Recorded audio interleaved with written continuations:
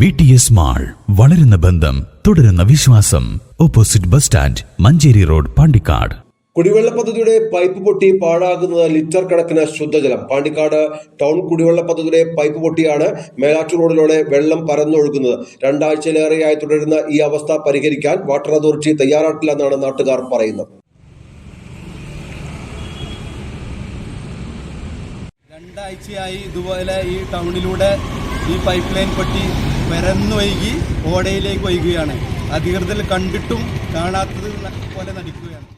കഴിഞ്ഞ 2 ആഴ്ചയിലേറെയായി ഇതാണ് സ്ഥിതി. പാണ്ടിക്കാട് ടൗണിൽ മേലാറ്റൂർ റോഡിലാണ് ഈ വിധം ശുദ്ധജലം പാഴാകുന്നത്. മേലങ്ങാടി, വില്ലേജ് കുന്ന് ഭാഗങ്ങളിലേക്ക് കുടിവെള്ളം എത്തിക്കുന്ന പൈപ്പാണ് പൊട്ടിയത്. ഇതുമൂലം ഈ മേഖലകളിലുള്ള കുടുംബങ്ങൾക്ക് കുടിവെള്ളം കിട്ടാത്ത സ്ഥിതിയാണ്. പരന്നൊഴുകുന്ന വെള്ളം മുഴുവൻ ഓടയിലേക്കാണ് എത്തുന്നത്. മാത്രമല്ല, കടകൾക്ക് മുൻപിലൂടെ വെള്ളം ഒഴുകുന്നത് വ്യാപാരികൾക്കും വലിയ ബുദ്ധിമുട്ടായി മാറിയിരിക്കുകയാണ്. പലതവണ ബന്ധപ്പെട്ടവരെ അറിയിച്ചിട്ടും വന്നു നോക്കാൻ പോലും തയ്യാറായില്ലെന്ന് നാട്ടുകാർ പറഞ്ഞു. അധികൃതർക്ക് യാതൊരു അനക്കവുമില്ല.